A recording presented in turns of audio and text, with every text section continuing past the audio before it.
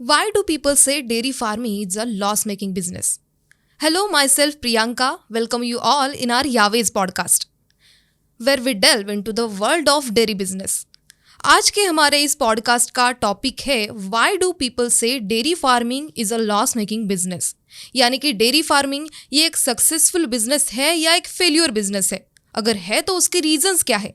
इन सारे सवालों के जवाब आज हम डिस्कस करने वाले हैं, इनके सवाल आज हम जानने वाले हैं।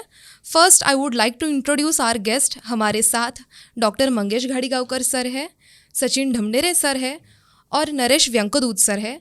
सर, वेलकम इन आर यावे studio. Our guest our industry experts जिनका डेयरी इंडस्ट्री में कुल मिला के 55 से 60 साल का एक्सपीरियंस है। So without wasting further time let's get straight to the point. Sir, आजकल लोग बोलते हैं कि डेयरी बिजनेस एक लॉस मेकिंग बिजनेस है, लेकिन दूसरी साइड देखा जाए तो India ranks as the first largest milk producer country in the world, जो कि अच्छा खासा प्रॉफिट जो है, टर्नओवर जो है वो इंडिया करता है। लेकिन what's the truth behind dairy business success और फेल्योर? एक्चुअल में देखा जाए तो वो सक्सेसफुल है या फेल्योर है? क्या आपका कहना है सर? देखिए, सक्सेस और फेल्योर की बात करने से पहले हमने डेयरी फार्मिंग समझनी चाहिए। अगर हम इंडिया की बात करें तो डेफिनेटली हम रैंक 1 है, उसमें कोई डाउट नहीं है। लेकिन हम जिसे डेयरी बिजनेस कहते हैं, डेयरी फार्मिंग कहते हैं, मैक्सिमम परसेंटेज हम बैकयार्ड डेयरी फार्मिंग करते हैं। मतलब उसका है कि जो भी हम खेती कर रहे हैं, एग्रीकल्चर करते करते कुछ एक्टिविटी हम करते हैं और उसमें 2-3 पशु हम रख लेते हैं और उनको साइड बाय साइड मैनेज करके कुछ प्रोडक्शन कर लेते हैं। वो बैकयार्ड डेयरी फार्मिंग है। एक्चुअली मैक्सिमम परसेंटेज हम वो वही उसी टाइप का डेयरी फार्मिंग कर रहे हैं, जो एक्चुअली डेयरी फार्मिंग नहीं है। डेयरी फार्मिंग का मतलब है आप कमर्शियली कुछ एनिमल्स जो साइजेबल है, मतलब 20 से 25 एनिमल आपके पास है और उसको आप पूरा तरीके से सब एक्टिविटीज़ कर रहे हैं, पूरा दिन उनके साथ बिता रहे हैं, वो एक्चुअल डेयरी फार्मिंग है। तो पहली बात तो ये डेयरी फार्मिंग समझना जरूरी है। और मुझे लगता है ये मंगेश सर और अच्छी तरह से बता सकते हैं कि एक्चुअली बैकयार्ड डेयरी फार्मिंग है क्या। अब Sachin sir, let's go back to our history, few years, not that much. How we started to produce the milk when crossbreeds enter in India. Then how this cooperative milk union system develop in India, right? So the initial stage intentions was the simple: how we can produce more milk, right? So whatever the extra milks people they used to get in their home after utilizing, या घर में मतलब पीने के लिए, बच्चों के लिए, या जो भी मिल्क बाय प्रोडक्ट है बनाने के लिए जो भी मिल्क बचता था, उसमें से कहीं मिल्क वो बेचना चाहते थे। और जैसे कोऑपरेटिव मिल्क यूनियन का स्ट्रक्चर तैयार हो गया, मिल्क कलेक्शन सेंटर्स तैयार हो गए, वहाँ लोग दूध डाल के जो भी पैसा आता था वापस जानवर को दाना देना है या जो भी खर्चा करने हैं, मेडिसिन है, उस पर खर्चा करते थे। ये हमारा ट्रेडिशनल अप्रोच था और ऐसे ही अपना डेयरी बिजनेस इंडिया का डेवलप हुआ है। इनिशियल स्टेज में क्रॉसब्रीड आने के बाद भी किसी ने उसको कमर्शियल अप्रोच से देखा ही नहीं, राइट? और आज हम वही सोच रहे हैं, वही कर रहे हैं और उसी को लेके हम आगे जा रहे हैं। अगर हम देखते हैं बैकयार्ड डेयरी फार्मिंग तो लगभग आज के डेट पे इंडिया में about 70-75% milk is being collected from backyard dairy farmer, जिसके पास 2 पशु है, 4 पशु है, चाहे वो गाय हो या क्रॉसब्रीड हो, इंडिजिनस हो, उससे हम इकट्ठा करके वापस लाते हैं। तो अगर आज के डेट पे भी इतना प्रोक्यूरमेंट बैकयार्ड से आता है तो हकीकत में हम डेयरी बिजनेस किसको बोलते हैं? डेयरी बिजनेस क्या है? डेयरी बिजनेस मतलब बिजनेस, उसको बिजनेस क्यों बोलते हैं? तो आज भी लोगों का माइंडसेट वही है, ट्रेडिशनल है। Yes. मतलब मैनेजमेंट एस्पेक्ट से लेके हर्ड मैनेजमेंट को लेके, एनिमल की हेल्थ को लेके, फीडिंग प्रैक्टिसेस, प्रोडक्टिविटी को लेके, इवन फर्टिलिटी को लेके, ये सब चीज़ें भी देखी जाए, हमारा सोच आज भी, हमारे जो फार्मर्स है आज भी ट्रेडिशनल अप्रोच से ही चल रहे हैं। सबसे बड़ा प्रॉब्लम क्या है ना, who is becoming the dairy farmer? आज के डेट में 2-4 गाय वाला कहीं 50 गाय रखता है तो वही माइंड सेट लेके सिर्फ गाय का नंबर बढ़ता है, उसका अप्रोच नहीं बढ़ता है। सबसे डेंजर प्रॉब्लम ये है। मैं 100 गाय रखने के बाद भी जो मेरे पास मिल्क आता है उसका मैं क्या करता हूँ, मेरे सामने वही रहता है क्या, वो दूध मुझे कोऑपरेटिव मिल्क यूनियन में डालना है, यस, राइट? उनके कुछ रेट रहते हैं या उनके कुछ तरीके रहते हैं, तो जो ज़्यादा दूध डाल रहा है उसको उसका बेनिफिट नहीं मिलेगा. So obviously backyard dairy farming में लगभग फीडिंग मैनेजमेंट की कॉस्ट पकड़, टाइम, फॉडर, इसका कॉस्ट गिना नहीं जाता है, पता ही नहीं रहता है उसको. एग्रो रेसिड्यूज ही फीड कर रहा है. एग्रो रेसिड्यूज फीड करके जो भी मिलते हैं अपने, वैसे भी तो एग्रो रेसिड्यूज फेक नहीं है ना, वेस्टेज जाएगा तो गाय को दे दिया, उसमें कुछ मिल गया, तो that is not basically counted as an in balance sheet of dairy farming. मतलब खर्चा कितना किया और पैसा कितना आ गया उसमें काउंट नहीं किया जाता. एट द सेम टाइम यहाँ भी हम वो करते हैं ना, उसको भी वैसे ही सोचते हैं. लेकिन जब मैं फॉडर खरीदने जाता हूँ तो उसको पैसा मुझे ज़्यादा दिखता है, क्योंकि आज तक मैंने फॉडर खरीद के डाला नहीं है ना, क्योंकि मेरा फार्म छोटा था. तो ये जो इंडस्ट्री को देखने का लोगों का नज़रिया है, डेयरी इंडस्ट्री को या डेयरी फार्म को, वो जब तक बदलता नहीं है, वो सोच नहीं बदलती है, तब तक आप जो बता रहे हैं ना, why people say dairy farming is not profitable business और why loss making business, this is truth. See, this is totally depends upon how we look at the situation, right? So this is how we need to think about. लेकिन what we think, how we develop our perception about the industry, that is totally depend also. क्योंकि लोग बोलते हैं अगर वो truth है, it's loss making business, तो हमें ये भी देखना है कि why it is loss making business, and that is more important, right? एकदम सही पॉइंट कहा है सर आपने. इसीलिए ये डिस्कशन को हमें अगर आगे लेके जाना है तो हमको ये दो को सेपरेट करना होगा. बैकयार्ड डेयरी फार्मिंग की चर्चा करके फ़ायदा नहीं है, क्योंकि वहाँ पे जैसे सर ने कहा कोई कैलकुलेशन नहीं है, बहुत सारी कॉस्ट वो गिनते नहीं है, और फिर उसका कोई कमर्शियल डेयरी फार्म से कोई कंपैरिजन हो नहीं सकता है. एब्सोल्युटली. इसलिए हम अगर बात करें कमर्शियल डेयरी फार्म्स की, जो सही में डेयरी फार्मर है, जिसके पास साइजेबल फार्म भी है और वो कुछ ढंग की चीज़ें भी करता है, True. उसमें भी अनफॉर्चुनेटली आपने जो क्वेश्चन अभी उठाया है, अनफॉर्चुनेटली 60-70% फेलियर्स भी देखे हैं, जिसका एक बहुत बड़ा रीज़न तो सर ने बोल दिया, क्योंकि उसी माइंडसेट से हम वहाँ पे गए हैं. हमको तो फॉडर का कॉस्ट आता है या मैन पावर की कॉस्ट भी लगेगी, ये पता ही नहीं है ना, क्योंकि हम बैकयार्ड डेयरी फार्मर ही है, सोचते नहीं है, बिजनेस के नज़रिए से ही नहीं देखते, देखा नहीं है. इसलिए ये जो जनरलाइज स्टेटमेंट है, एक्चुअली परसेप्शन जिसे आप कह रही है, वो एक्चुअली ट्रू होता दिख रहा है. मतलब परसेप्शन है, सही है, आप बोल रहे ट्रू है या फॉल्स है उसकी चर्चा हम कर रहे हैं, लेकिन वो कुछ हद तक हम इसको ट्रू कह सकते हैं. ओके, मतलब लोग जो बोल रहे हैं वो कई हद तक हम सच मान सकते हैं. लेकिन क्यों, ये भी इम्पोर्टेंट है. राइट, ऐसा नहीं है मतलब लोग बोल रहे हैं वैसे ही, लेकिन क्यों, हम क्या कर रहे हैं अभी, जो गलत लोग बोल रहे हैं वो गलत क्यों बोल रहे हैं वो डिस्कस कर रहे हैं. हाँ. और हकीकत क्या है वो भी आज हमें लोगों के सामने रखने वाले हैं, राइट? वही मतलब लोग क्यों ऐसे बोल रहे हैं, उसके पीछे भी कुछ रीजंस होंगे, तो वो रीजंस क्या है सर, क्या बताएंगे? देखिए, जैसे अभी हमने बात किया कि बैकयार्ड डेयरी फार्मर को तो छोड़ ही दीजिए, लेकिन जितने भी नए डेयरी फार्मर्स आ रहे हैं, अच्छे माइंडसेट से आते हैं, ठीक है, कुछ बिजनेस उनका एक्सपीरियंस भी होता है, पास्ट एक्सपीरियंस, लेकिन उसमें से बहुत कुछ लोग इजी एग्जिट पॉलिसी जिसको हम कहते हैं उस माइंडसेट से आते हैं. मतलब उसका कुछ ऑलरेडी बिजनेस है, कहीं पे कुछ अलग बिजनेस कर रहा है, कोई एग्रीकल्चर में कर रहा है या कुछ प्रोसेसिंग में कर रहा है या कुछ अलग इंडस्ट्री में वो ऑलरेडी काम कर रहा है. तो वो डेयरी फार्मिंग का जो अपना स्कोप तो है ही है, यहाँ पे स्कोप देख के उसमें एंट्री करते हैं. एंट्री करने के बाद उनको लगता है कि ये चल जाएगा, लेकिन जैसे पहले भी हमने कहा कि वो जो वहाँ पे होना चाहिए सब कुछ SOPs है या वो जो नॉलेज है वो सब कुछ आना चाहिए, वो नहीं आने की वजह से 2-3 साल में उनको लगता है कि नहीं ये वर्क नहीं हो रहा है. और उनके पास ऑलरेडी एक एग्जिट पॉलिसी होती है, क्योंकि वो ऑलरेडी कोई बिजनेस कर रहे हैं, वहाँ पे अच्छा मुनाफा कर रहे हैं, बेनिफिट ले रहे हैं, तो वो इजी एग्जिट पॉलिसी उनके पास होती है. तो मुझे लगता है ये एक मेजर बेसिस है कि उनके पास इजी एग्जिट पॉलिसी होते हैं, वो आते हैं, नहीं वर्क हो रहा है, निकल जाते हैं. This is business mindset what people think about. क्योंकि लोगों की कभी मतलब काफ़ी हद तक बहुत सारे बिजनेस जिसके जेब में पैसा रहता है वो ट्राई करते रहता है, right? Dairy business is not trial and error business, ये लोगों को समझता नहीं है. सबसे बड़ा प्रॉब्लम ये है. और दूसरी बात क्या है ना, now we have the educated people in the community, society, who have the money, who want to spend the money for the business. आजकल यूट्यूब पे, स्कूल में या कॉलेज में काफ़ी हद तक बिजनेस सिखाए जाते हैं, राइट? बिजनेस बोले जाते हैं, लेकिन हर बिजनेस का या basic business ethics can not be applicable for the livestock business. वो लाइव मशीन है, the calculations are totally different. कल मैं सोच रहा था परसों वो गाय मेरे को 10 लीटर दूध देगी या 50 लीटर दूध देगी, साला दूध निकालता है उस टाइम पे 50% भी नहीं मिलता है. Where is your calculation? Because your input cost तो सेम है.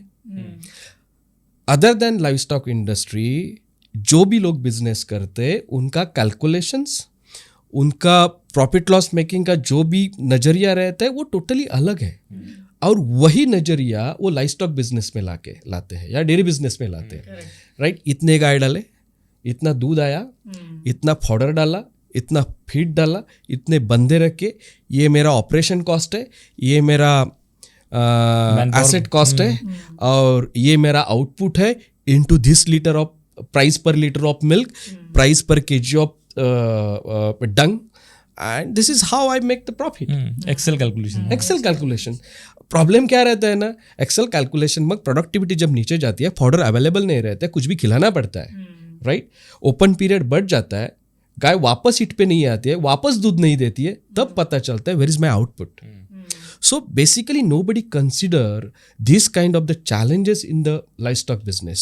And Priyanka, I would like to tell you, when we want to do any business, every entrepreneur or every businessman need to think all aspects of that particular business.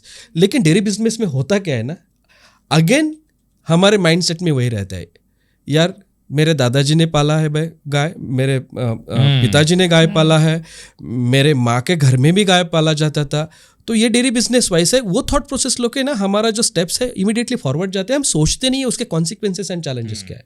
जो dairy business, जो गाय, जो भैंस मैंने बचपन से देखा है, उसी को देख के मैं आगे जाना चाहता हूँ.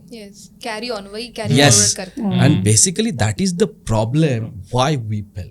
राइट, ऐसा कोई बिजनेस है क्या, ये लाइव स्टॉक बिजनेस छोड़ के कोई दूसरा बिजनेस अगर किसी को करना है, वो ऐसा ही करेगा क्या? नहीं, वो सोच के करेगा, एक्सपर्ट को बुलाएगा, कॉस्टिंग निकालेगा, प्रॉफिट लॉस अच्छी तरह से देखेगा, मार्केट देखेगा, उसके बाद वो सोचेगा, कस्टमर का प्रोफाइल देखेगा. एब्सोल्युटली.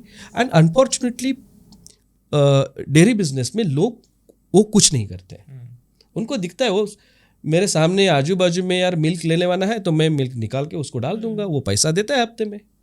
सो क्या बोलते हैं ना, कैश फ्लो भी अच्छा है, पैसा आता है, लेकिन वो आया हुआ पैसा किधर जाता है वो पता नहीं रहता है. वो शुरुआत में ठीक लगता है, लेकिन ये अनसर्टेनिटी को प्रिडिक्ट ही नहीं कर पाते हैं. सचिन सर, आप अच्छी तरह से बताओगे कि ये वैक्सीनेशन से लेके ये काफ़ी हेल्थ मैनेजमेंट को जो प्रोटोकॉल्स है, किसको पता है? मैं एक एक्सलेंट एग्जाम्पल देता हूँ आपको. एक शोलापुर डिस्ट्रिक्ट में एक नया फार्म एक ने सेट किया था. 1.5 साल के बाद मैंने उसके फार्म पे गया. फार्म पे जाने के बाद मुझे पता चला कि all animal were affected by the FMD. And how it's happen, we asked, so sir क्या हुआ ना, पहले हमने एक 100-150 गाय ला के डाल दिए, हमारा अच्छा चल रहा था. बाद में वापस हमें गाय डालना था, तो हम बाजार में गए, गाय लाए और फार्म पे डाल दिए. और हुआ क्या, वो जब गाय डालने के टाइम पे कुछ गाय उसमें एफएमडी अफेक्टेड थे.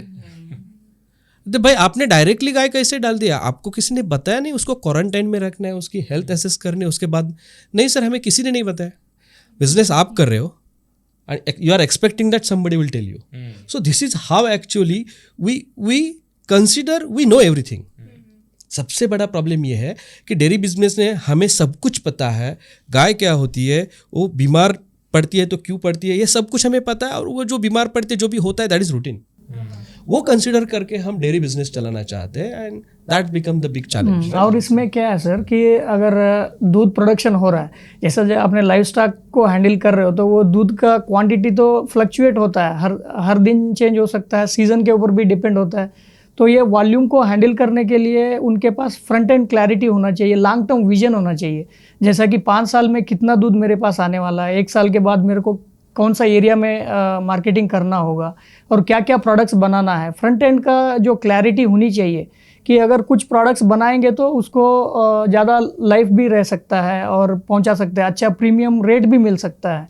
ये एक चीज़ है. इसके साथ में अगर जैसा आप बोले थे कि मिल्क रेट जो फ्लक्चुएट होते हैं, अगर कोई फार्मर दूध निकाल रहा है डायरेक्टली कोऑपरेटिव डेयरीज में दे रहा है, तो उसका रेट तो सीजन के ऊपर भी डिपेंड होता है, जितना क्वांटिटी आता Supply है demand पे तो रहता है। सप्लाई डिमांड के ऊपर रहता है। तो वो जैसा ही डिमांड ज़्यादा रहता है तो रेट बढ़ जाता है, तो लोग आ जाते हैं और फिर बिजनेस करना चालू कर देते हैं। जैसा ही फिर क्वांटिटी बढ़ जाता है, फ्लश आ जाता है, वो सीजन में फिर वो रेट डाउन हो जाता है, तो फिर डर जाते हैं, मतलब डिमोटिवेट हो जाते हैं। तो इस कारण से भी एक बेसिस है कि आपने बोला ना सर, डिमोटिवेट हो जाते हैं, वही है, डिमोटिवेट होने के बाद लोग कुछ भी बोल जाते हैं और चिल्लाना शुरू करते हैं कि Right. डेयरी ये- business is actually not profitable Right. Business, it is lot making. Correct, problem तो वही है, बराबर है। यस कुछ मुट्ठी भर जो लोग होते हैं ना, वही चिल्ला चिल्ला के बोलते कि नहीं it's a loss making business, और बाकी सारे लोगों को इन्फ्लुएंस करते हैं उसी से।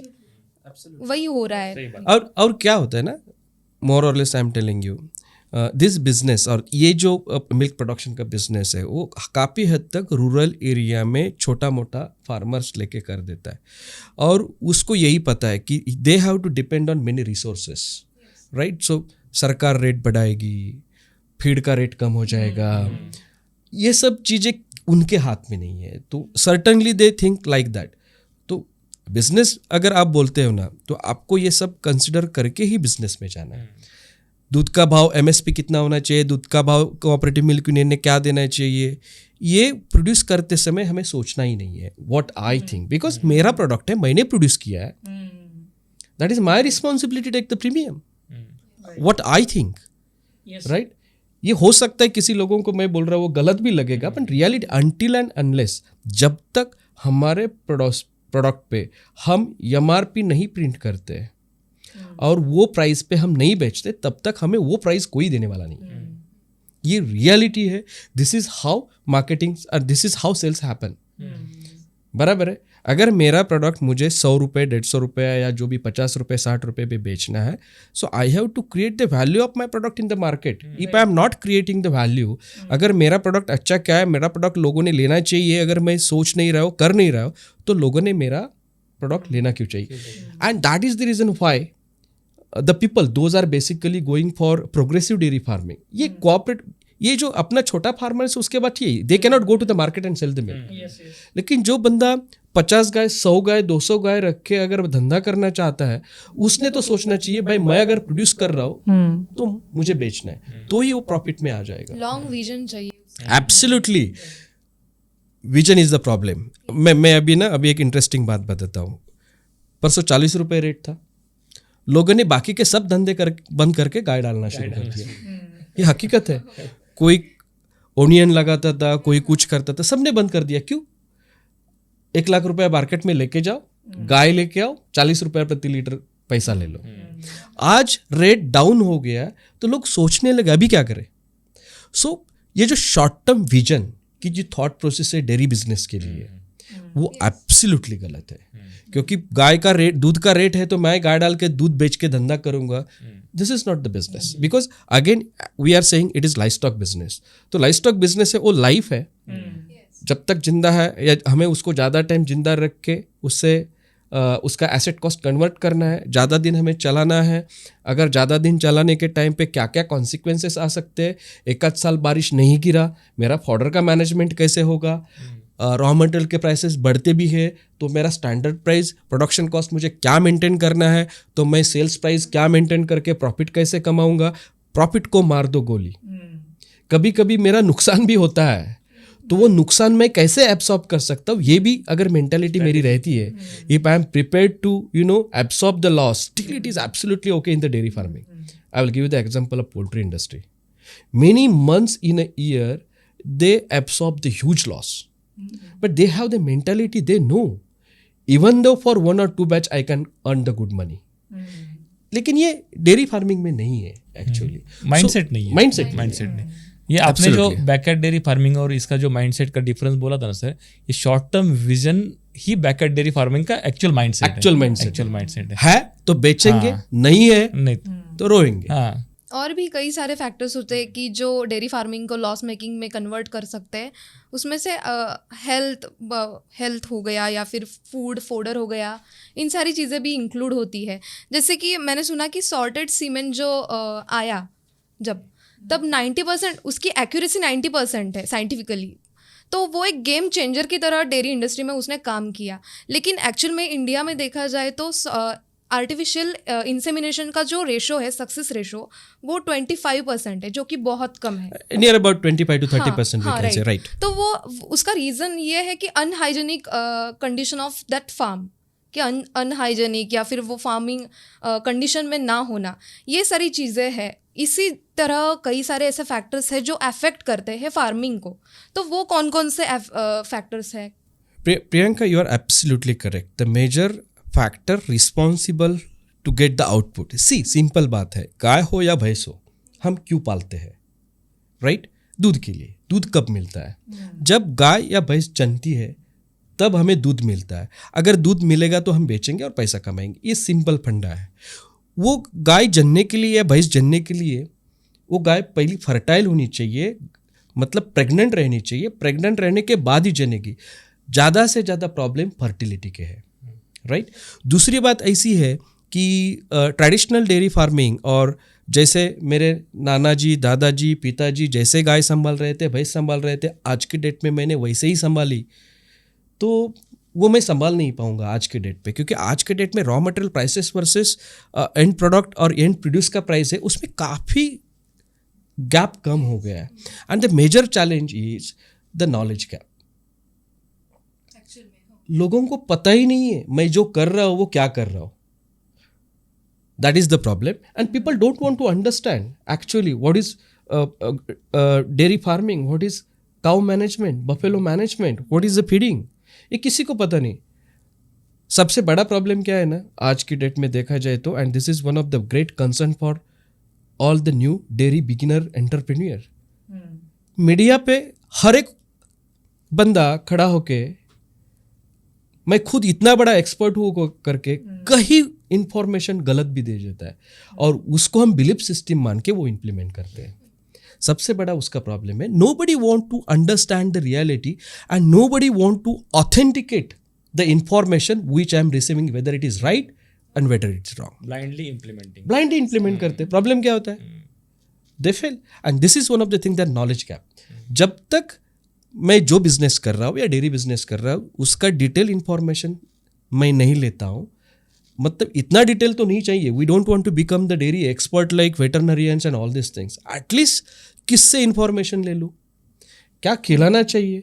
आज आप पोल्ट्री इंडस्ट्री में जाओ, कोई भी पोल्ट्री एंटरप्रेन्योर को पूछो, उसको पूरा पता रहता है। He can make the feed formulation, so in he learn like that only because he is aware about everything. But why not in dairy?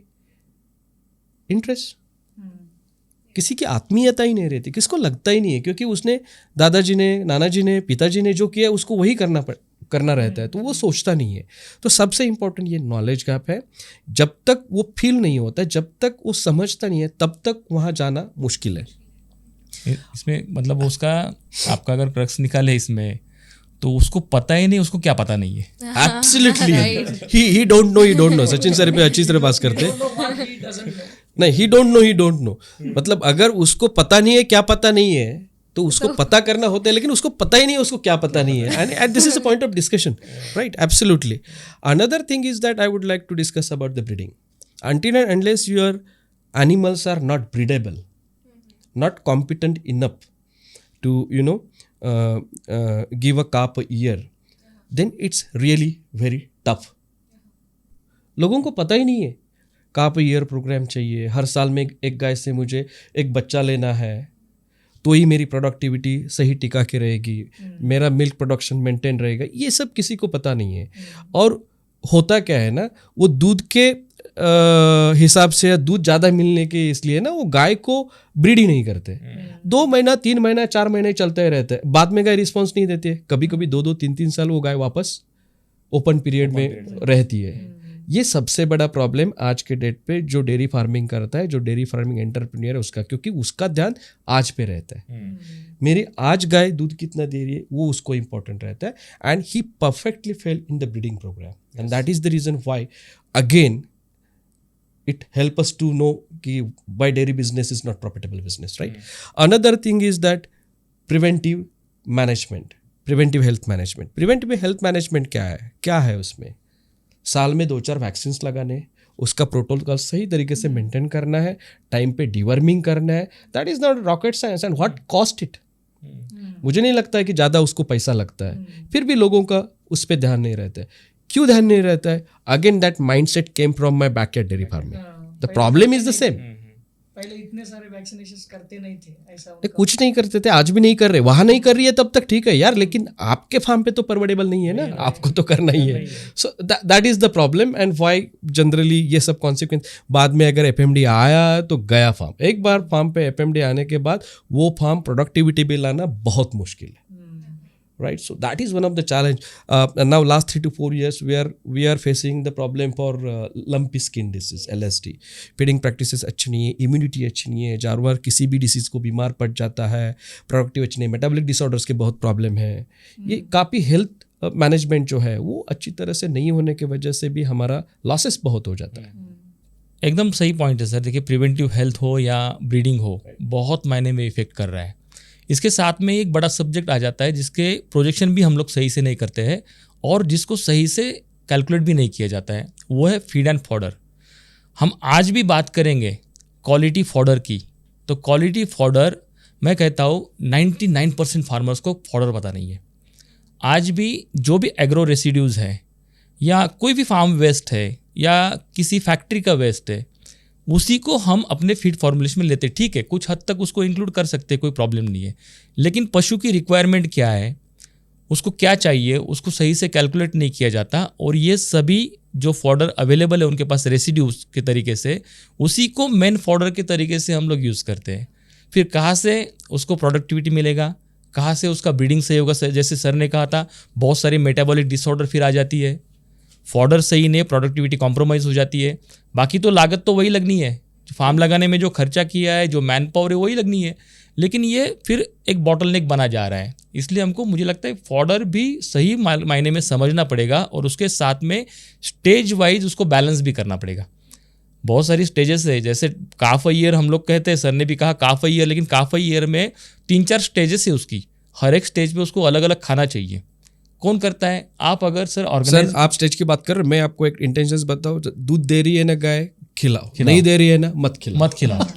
ये सबसे बड़ा प्रॉब्लम है. नहीं, सही, एकदम सही बोले आप. कितना खिलाना, क्या खिलाना, नहीं आइडिया. नहीं, एक ये सबसे बड़ा प्रॉब्लम यही है. एकदम सही बोले सर.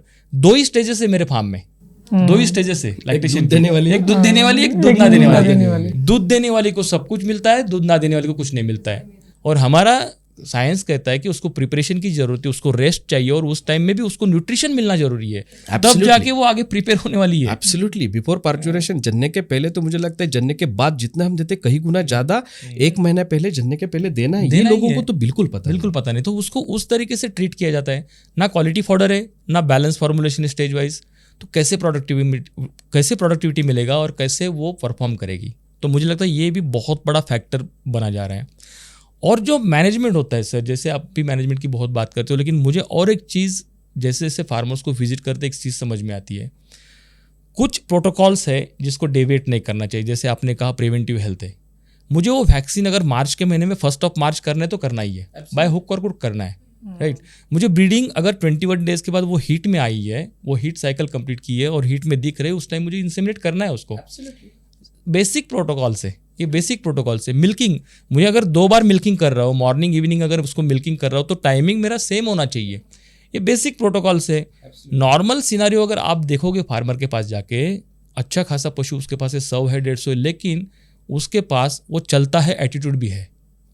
ठीक है, वो क्या बोलेगा कि ठीक है, आज उसका कोई भी वर्कर होगा उसको रिपोर्ट करेगा, सर आधा घंटा प्रॉब्लम है, आधा घंटा मिल्किंग मुझे लेट करना होगा, डिले करना होगा. उसके लिए भी वो नॉर्मल है, फार्मर के लिए, ओनर के लिए भी बोलते ठीक है, ऐसे होता है. मैंने ऐसे फार्म्स देखे हैं सर कि मेरा मार्केट खुलता है 2 बजे, 2 बजे मार्केट खुलता है तो मैं 1 बजे मिल्किंग स्टार्ट करूँगा. और इवनिंग का मार्केट अलग टाइम भी खुलता है. हमारा साइंस, हम लोग कहते हैं कि चलो 12 आवर्स गैप तो रखो, एग्जैक्ट सिमिलर गैप रखो 2 मिल्किंग के बीच में, तब जाके उसका थोड़ा सा ठीक चलेगा. जो भी साइकिल चल रहा है, बायोलॉजिकल क्लॉक जो पशु का चलता है वो ठीक चलेगा, लेकिन फिर वो मार्केट के हिसाब से चल रहा है. फिर एक गैप हो रहा है 8 घंटे में मिल्किंग कर रहा है, एक गैप हो रहा है 14 घंटे में मिल्किंग कर रहा है, and that is okay for him. Priyanka, ये बापरे नहीं है, उसके लिए वो नॉर्मल है. Because what Sachin sir said ना कि चलता है, मार्केट तरह, क्योंकि उसका कन्वीनियंस भी है, उसका I want to make the things convenience for me, for me. For him, not for cow. not for the profit, not for the cow, Cow. not for my employee. Right. That is the problem. That is the problem. And that's create lot of the things actually. वही चलता है. वो बंदा 1 बजे रात को उठ के कैसे करेगा, मतलब नहीं वो ठीक है, देखिए उसमें क्या है, लेकिन वो पशु को कितना तकलीफ दे रहे हैं हम लोग. मतलब dairy farming for our ease हम लोग कैसे भी तोड़ रहे हैं उसको, कैसे भी मोड़ रहे हैं, ऐसे भी हो सकता है, ऐसे भी हो सकता है, चलता है. तो ये एटीट्यूड बहुत मार रहे हैं सर. नॉट ओनली दिस, मतलब अगर फॉडर की भी बात करेंगे हम लोग, तो आज अगर हम ग्रीन फॉडर खिला रहे हैं और कल सुबह उसको फ़ोन आता है कि आज अवेलेबल नहीं है, तो उसके लिए ओके है, वो बोलेगा नहीं ठीक ये नहीं है तो उसको खिला. सर ये यहाँ कहाँ से आया, मतलब how people think like that. अगर वो कोई प्रेस का बिजनेस करता है या कोई दूसरा बिजनेस करता है, हो सकता है उसकी सोच अलग रहती है, लेकिन ये सब चीज़ें कहाँ से आती है. वही होता है ना ट्रेडिशनल बिजनेस, जानवर है, दिया तो चलेगा, नहीं दिया तो नहीं चलेगा, कहा बोलता है. हाँ. कहा बोलते हैं, लेकिन वो जानवर नहीं है. आज मेरे यूनिट में, या जो भी डेयरी फार्म मेरा प्रॉफिटेबल बिजनेस यूनिट है, जो यूनिट है उसमें, that is one of the machine that going to give me the money. ये नहीं सोचता है कि अगर मैंने उसको इनपुट नहीं डाला तो प्रॉफिट नहीं आएगा. लाइफ स्टॉक बिजनेस में सबसे सर चलता है एटीट्यूड. कहा क्यों नहीं चलता है मैं आपको बताता हूँ. I can keep the machine close without any productivity, correct. Right, but I cannot keep the cow close. आज मैंने उनको जो इनपुट दिया वो नहीं डाला ना, तो वो मुझे कल जाके प्रॉफिट नहीं देने वाले. ये लोगों को समझता नहीं है. आज मेरे पास चारा नहीं है या आज दूध को भाव नहीं है, मैं क्या करता हूँ, उसका जो फीडिंग प्रैक्टिस है, जैसे कि हम सप्लीमेंट डालते हैं, मिनरल मिक्स, वो पहले बंद कर देते हैं, या फीड का कॉस्ट बढ़ गया तो हम फीड कम करके चारे पे उसको चलाना शुरू कर देते हैं. उसको जिंदा रखना है. उसको ये पता नहीं चलता है कि the way I am controlling input, it will challenge me for the future problem. वो उसको देखता नहीं, क्योंकि वही होता है, चलता है एटीट्यूड. सर इसके साथ में एक बड़ा फैक्टर है जो ट्रेंड वर्कर्स अवेलेबिलिटी नहीं है. अगर ऑर्गेनाइज्ड फार्म है तो उनके लिए तो वर्कर्स ज़्यादा लोग लगते हैं, जैसा मिल्किंग करने के लिए लोग लगते हैं, आर्टिफिशियल इंसीमिनेशन करने के लिए ब्रीडर भी लगता है, और बाकी फीडिंग करते टाइम पे अच्छा टेक्निकल नॉलेज वाला कितना फीड देना चाहिए, कैसे फार्मुलेशन करने चाहिए, ये इस चीज़ के लिए जो ट्रेंड वर्कर्स रहेगा तो वो उनको अच्छा हो सकता है. लेकिन ये ट्रेन वर्कर्स अवेलेबिलिटी नहीं है, इसके वजह से उनका ये भी एक बड़ा फैक्टर हो जाता है कि फेल होने का चांसेस होता है. आपकी बात सर एकदम सही है. और वही प्रॉब्लम अगेन वही आ जाता है ना, आपने बोला ट्रेंड वर्कर चाहिए. हर एक फार्मर ऐसे सोचता है, मेरे को पता है ना. समझ में आपको. शुरुआत वही से एक्चुअली इनका पॉइंट वैलिड है, क्योंकि मैंने देखा सर कि आपने फार्म डाला है, आपकी 100 काऊ है, इंफ्रास्ट्रक्चर लगा है, सब कुछ लगा है, आपने सोचा भी नहीं है कि ये मिल्किंग ठीक से करता है नहीं करता है, उसका चेक भी नहीं किया, और आपने ऐसे एक आदमी के हाथ में पूरा सिस्टम दे दिया है जिसको कुछ पता ही नहीं है, और फिर आप 6 महीने बाद कंप्लेंट करना स्टार्ट कर देते हो कि यार ये तो प्रॉब्लम है, सीरियस प्रॉब्लम होता है. और फिर हम लोगों का प्रॉब्लम है, ऐसा बोलेगा कि ये मेरे लोगों का प्रॉब्लम है. लोगों का प्रॉब्लम नहीं है, तुमने भी सिलेक्शन ठीक नहीं किया है. So selection, availability of train man पर, यू आर राइट कि वो है लैकिंग, नो इशू, लेकिन उसमें भी उसका भी सोच, ओनर का भी सोच ठीक नहीं है. वो उसको चलता है, वो भी आदमी, हाँ वो चलता है, एटीट्यूड आ जाता है उसमें भी. और इसके साथ और रेट फ्लक्चुएशन जो होता है, अपन बात किए थे, तो ये भी एक बड़ा फैक्टर हो सकता है कि उसको क्लोज होने के लिए मोटिवेट कर जाता है कि अगर रेट फ्लक्चुएट होता है और वो रेवेन्यू जनरेट कम होता है, उस कारण से वो बंद होने का सोच ही आ जाता है उसका मन में कि उसका, जैसा सर बोले थे. आपकी बात सही है. मैं क्या बोलता हूँ, इफ़ आई थिंक, अगर मैं डेयरी बिजनेस करने के बाद डेयरी बिजनेस करना है, सोच के डेयरी बिजनेस कर सकते हैं. ये सर्कमस्टेंसेस आने वाले हैं. अगर कोई भी बिजनेस इतना इजीली चलता है ना, तो we cannot set the why 95% startup fail, why only 5% become successful. ये ऐसा नहीं होता है. ये जो सोच रहती है ना कि दूध का भाव कम हो गया तो मैं क्या, उसको मैं सस्टेन करना है. जो चैलेंजेस ये जो रेट का चैलेंजेस है, इसे सप्लाई डिमांड का है. वो कब होगा कब नहीं होगा. जब होगा तो पैसा कमाऊंगा, जब रेट नहीं होगा तो मुझे नुकसान सहन करना है. वो पीरियड में मुझे जिंदा रहना है, मेरा बिजनेस जिंदा रखना है, ये सोचना है. जो बंदा रेट कम है इसलिए धंधा बंद करने वाला है, मैं तो बोलता हूँ ऐसे लोगों ने धंधा ही नहीं सोचना चाहिए. किसी भी टाइप का धंधा नहीं करना चाहिए. क्यों? पैसा खराब करने के लिए. हाँ, ये सोच के ही चलना है भाई. कोई भी रेट आता है ना, ये तो मिल्क है यार, इसका इतना तो रेट नहीं जाएगा. We cannot survive without milk. So ये again I was just calculating, sir, in the morning. For 135 crore man power के लिए, मतलब लोगों के लिए एवरेज वेट अगर हमने 40 kg भी लेते हैं, 1 gram protein dry matter basis पे हम कैलकुलेशंस करते हैं, so we require huge quantity of the protein and milk is one of the great nutritious food to provide the protein. समझ में ना? तो नीड देखी तो नीड तो बहुत है यार, लेकिन आप ऐसे सोचते भी कैसे हो कि रेट कम होगा तो मैं धंधा बंद करूंगा. वही तो अगेन उसी पे आ रहा है, वो लॉन्ग टर्म विजन vision नहीं है. सही बात है. एज यू सेड बिफोर कि 60 to 70% ऐसे फार्म्स हैं जो क्लोज हो रहे हैं, लेकिन दूसरी साइड देखा जाए तो कुछ फार्मर्स ऐसे भी हैं जो अच्छी सक्सेस पा रहे हैं मिल्क इंडस्ट्री में, डेयरी इंडस्ट्री में.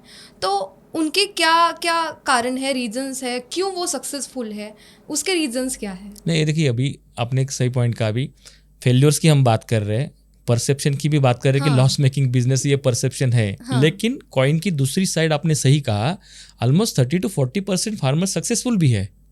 सो जितनी भी अभी हमने डिस्कशन की है, जो भी पॉइंट्स फैक्टर्स अफेक्टिंग या बेसिस की हमने बात की, वो सब में कहीं तो वो सही चीज़ कर रहे हैं. कुछ तो चीज़ें वो सही कर रहे हैं जो ये लोग कर रहे हैं उनसे डिफरेंट कर रहे हैं. उनका विजन अच्छा है, उनके पास प्रिवेंटिव हेल्थ हो, सर ने ऐसा बात किया, ब्रीडिंग है, अच्छा क्वालिटी का फीडिंग है, ये सब कुछ चीज़ें वो ठीक कर रहे होंगे डेफिनेटली, इसीलिए वो सक्सेस है. तो इसलिए लगता है ये कॉइन की सेकेंड साइड तो डेफिनेटली है.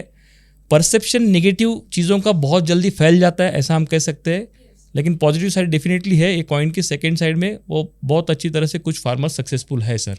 एब्सोल्युटली सर, यही है ना, जो हम देखते हैं उसी को हम परसीव करते हैं, और जो हम परसीव करते हैं उसको हम बिलीफ सिस्टम मानते हैं. हमारी बिलीफ सिस्टम हम लोगों को बताते हैं, right? But what is truth? Truth is dairy business is a profitable business.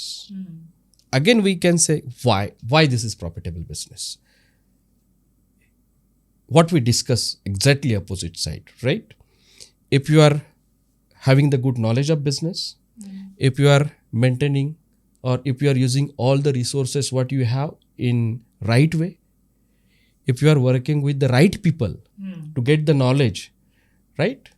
yes And if you are maintaining all the SOPs, or even though whatever you have the right knowledge, you are implementing it properly, maintaining the herd health, using preventive measures, planning proper breeding policies, feeding what you have with you or as per the requirement of the animal, how somebody can say that dairy business is not profitable? Absolutely not. So the right is, what we say, dairy business is absolutely profitable, and there are n number of people they are doing it profitably. Even though I am telling you, they have the guts to sell their milk by going to the market. I can tell you very few people. If you see in Nashik, one person is running his dairy farm, making the lassi, putting it into his tempo, going to the Naka and selling for the whole day for 4 months. He is getting near about 60-65 rupees realization of milk throughout the year. okay कोई fluctuation नहीं है. कोई fluctuation नहीं है. वो दम रखता है, यार मेरा प्रोडक्ट है, मैं बेचूंगा. yes yes this is how they think. तो जो आप बोल रहे थे वो सही है सर. फिर अगर ऐसा डेयरी फार्म सक्सेस होने के लिए तो सबसे बड़ी फैक्टर है जिसको ये अच्छा यूज़ हो सकता है. जैसे आपने एक एग्जांपल दिया लस्सी का, अच्छा रिलेशन मिल सकता है उनको, तो ऐसा अच्छा रिलेशन मिलने वाले प्रोडक्ट्स वो कर सकते हैं और एक्सेस मिल्क को अच्छा तरह से हैंडल कर सकते हैं. क्योंकि लाइव स्टॉक एक तो मशीन नहीं है वो, तो वो कभी दूध ज़्यादा दे सकती है, कभी कम दे सकती है. तो उस हिसाब से उनको ये प्लानिंग, अगर फ्रंट एंड क्लैरिटी तो अच्छे से होगा तो आप जैसा बोले वैसा हो सकता है. इसमें सक्सेसफुल होने को सक्सेस. और सर ने जो एग्जांपल दिया वो फार्मर का दिया है. हाँ, वो अगर टू व्हीलर पे लेके जाके वो कर सकते हैं तो कितनी फ्रंट एंड क्लैरिटी उसमें है. सो ये फ्रंट एंड क्लैरिटी की जो हमने पहले भी बात की थी कि जिसकी वजह से कुछ लोग लॉस बेयर कर रहे हैं, वो कोई फार्मर भी इजीली मैनेज कर रहा है.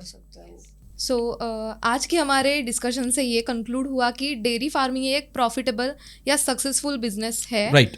और अच्छी तरह से जब हम मैनेज अच्छी तरह से करें या फिर बिजनेस स्टार्ट करने से पहले हमारे गोल्स डिसाइड करें, Perfectly. उसकी मैनेजमेंट अच्छी सी करें, नॉलेज गेन करे, स्टडी करे, तो ये एक सक्सेसफुल बिजनेस हो सकता है. एब्सोल्युटली. और जैसे आप भी कहते आए हैं कि डेयरी फार्मिंग एक ऐसा बिजनेस है जो कम समय में कम स्पेस में और कम टाइम में ज़्यादा ये पैसा देता ज़्यादा है। पैसा, हाँ, Absolutely. right. यस तो वो मैंने सुना था और एक्चुअल में देखा जाए तो हाँ, इस डिस्कशन से वही कंक्लूड हुआ कि हाँ ये एक प्रॉफिट मेकिंग बिजनेस है. Absolutely. तो बस लोगों का जो पर्सपेक्शन है वो चेंज होना चाहिए, ऐसे मुझे भी लगता है. So thank you so much for your valuable time and information sir. I don't know why people say dairy farming is a loss making business.